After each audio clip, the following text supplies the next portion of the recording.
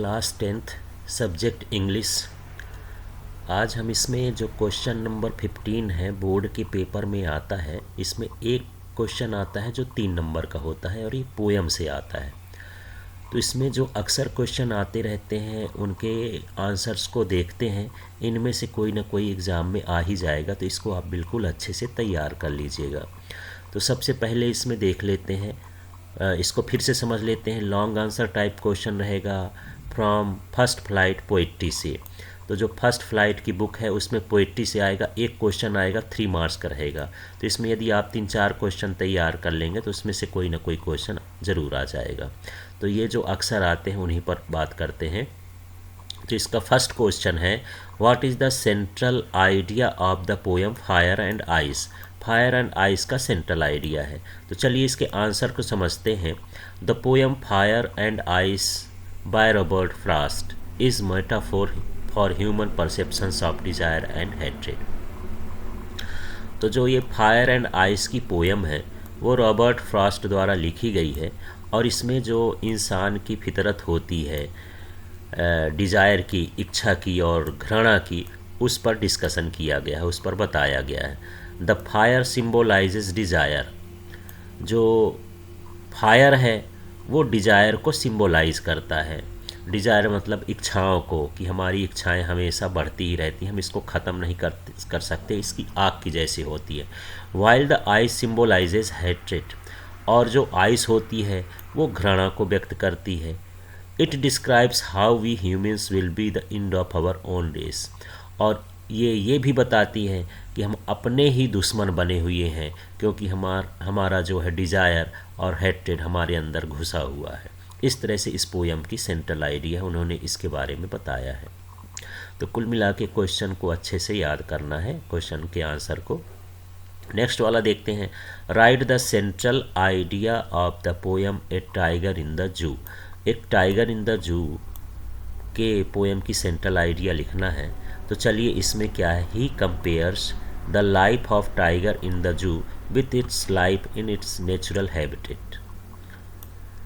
तो इसमें जो है एक टाइगर के लाइफ का वर्णन किया गया है। जो एक टाइगर जू में रहता हो, चिड़ियाघर में, और एक टाइगर जो उसका नेचुरल हैबिटेट हो, मतलब जंगलों में रहता हो, उसमें क्या डिफरेंस होता है। The poem moves from the zoo to the jungle. और इस पोएम में पहले उस टाइगर की बात करते हैं जो जू में रहता है, फिर धीरे धीरे वो कहाँ चला जाता है, जंगल में। तो जंगल में जो टाइगर होता है उसका कंपेयर करते हैं। फिर इसी पोएम में फिर हम दोबारा से back again to the zoo, और फिर पुनः हम जू में आकर के उस टाइगर की फिर बात करते हैं। The poets conveys an important message that the wild animals should be in their natural habitat.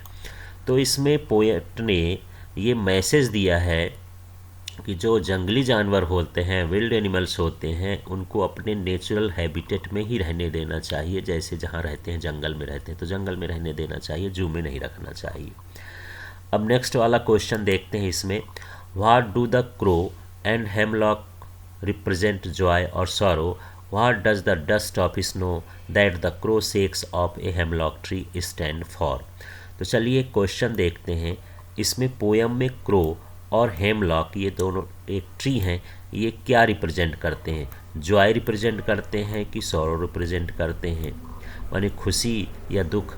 What does the dust of snow that the crow shakes of hemlock tree stand for. और जब एक crow जो है hemlock tree में जमी हुई dust of snow को सेक करता, हिला देता है, तो वो किस को बताता है, क्या बताता है उसका जो डस्ट ऑफ स्नो है। तो इस तरह से इसका क्वेश्चन है। चलिए अब आगे का इसमें देख लेते हैं। The crow and the hemlock tree represent sorrow. तो जो क्रो है और हेमलॉक ट्री है, ये दोनों सॉरो को रिप्रेजेंट करते हैं। फिर the dust of snow that is सेकन of the hemlock tree by the crow stands for Joy. और जो डस्ट ऑफ स्नो है जो कि हेमलॉक ट्री को, क्रो को हिलाने के कारण गिरती है, वो जॉय को रिप्रेजेंट करती। तो इसमें 3 चीज़ें हो गई।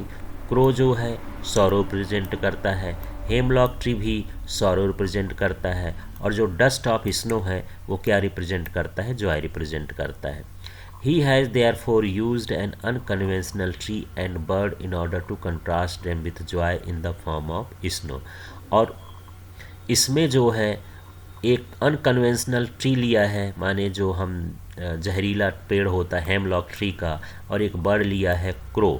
ये एक तरह का एक कंट्रास्ट बताते हैं जॉय के साथ, कि ये सारी चीज़ें जो हैं सॉरो रिप्रेजेंट करती हैं, और डस्ट ऑफ स्नो एक तरह का जॉय रिप्रेजेंट करता है। कि ये क्योंकि ये सिंबल ही होते हैं, डस्ट ऑफ स्नो जॉय का सिंबल होता है, क्रो और हेमलॉक ट्री जो होता है ये सॉरो का सिंबल होता है, इसलिए उसने ये सिंबॉलिक आइडिया लेकर के इसको रिप्रेजेंट किया है। अब हम बात करते हैं 4 नंबर के क्वेश्चन में, right the central idea of the बाल पोएम। तो बाल पोएम की सेंट्रल आइडिया लिखना है। तो it is about a little young boy, एक ये छोटे से बच्चे की बारे में है, हु इज़ लर्निंग ग्रीफ, जो दुख को समझ रहा है। कब समझ रहा? After the loss of much beloved possession which is his ball. तो जो उसकी बहुत सी प्यारी चीज़ थी जो उसके पास थी वो थी बॉल, और उसके गुमने के कारण उसको क्या दर्द होता है ये एहसास दिलाती है द बाल पोएम। तो इस तरह से इसकी सेंट्रल आइडिया है। तो कोई 2 लाइन कोई 3 लाइन इस तरह से हमको रेडी कर लेना है। तो कोई ज़्यादा प्रश्न नहीं है, 4 क्वेश्चन है, और इनमें से 2 क्वेश्चन तो उसमें आते ही हैं, उनमें से एक हमको करना होता है। तो इसको आप देखिएगा। Thank you.